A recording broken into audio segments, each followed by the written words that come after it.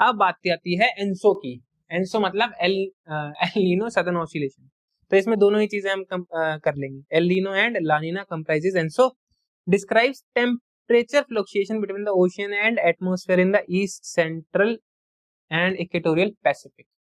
तो basically Pacific में और जो हमारा रीजन है उसमें जो टेम्परेचर का डिफरेंशिएशन होता है उसको हम कहते हैं क्या, एल नीनो वाला और ला नीना वाला जो एनसो होता है मिला के बनता है। ठीक है, अब समझते हैं डायग्राम में। देखो मैं जूम आउट कर रहा हूँ थोड़ा सा, जूम इन जो भी कहते हैं इसे। एल नीनो समझते हैं पहले, है ना। तो नॉर्मल ईयर में क्या होता है समझ लेते हैं। नॉर्मल ईयर में क्या होता है, जो ईस्ट ट्रॉपिकल रीजन है, ये जो ईस्ट ट्रॉपिकल रीजन है, देख रहे हो 1 बजे भी बाइक चल रही है मेरी गली में, समझ सकते हो। तो ये जो एरिया है साउथ अमेरिका के जस्ट साइड वाला, ये है ईस्ट पैसिफिक रीजन। क्या है, ट्रॉपिकल ईस्ट पैसिफिक रीजन, क्योंकि ट्रॉपिकल रीजन तो सारी चीजें बोलनी पड़ेगी। ट्रॉपिक में है, ईस्ट में है, पैसिफिक रीजन है। क्लियर है। अब ये क्या है, कोल्ड है। कोल्ड है, हाँ या ना, चलो मान लिया कोल्ड है। अब ये कोल्ड रीजन की वजह से क्या होगा, टेम्परेचर कम होगा, हाँ या ना, प्रेशर क्या होगा, ज्यादा होगा, क्योंकि टेम्परेचर कम है। ठीक है, अब इसकी वजह से क्या होगा कि इस डायरेक्शन में मूव करेंगी ये चीज, हाँ या ना। और यहाँ पे क्या है, ये वाला एरिया क्या है, गर्म है। क्या है, गर्म है। अब अगर ये गर्म है तो मैंने बताया था गर्म चीज के ऊपर हमेशा भाप ऊपर उठती है, तो ये भाप ऊपर उठी, कंडेंस हुआ, क्लाउड बना, बारिश हो गई।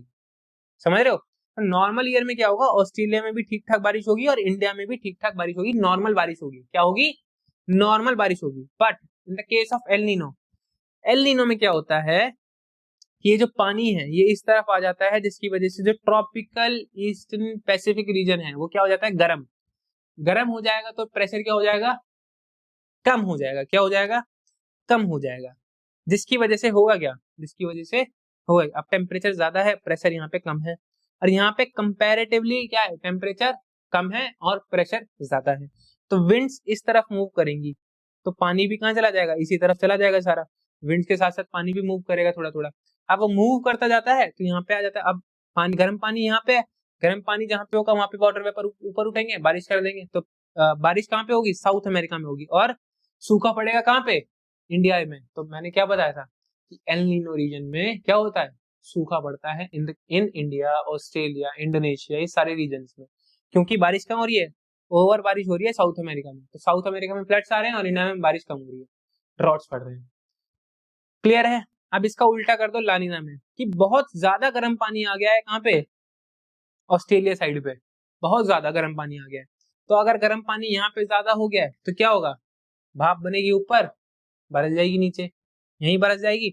अब देखो इंडिया से कोरिलेट अगर मैं इसे करूं तो उसके लिए मेरे को चाहिए इंडिया का मैप।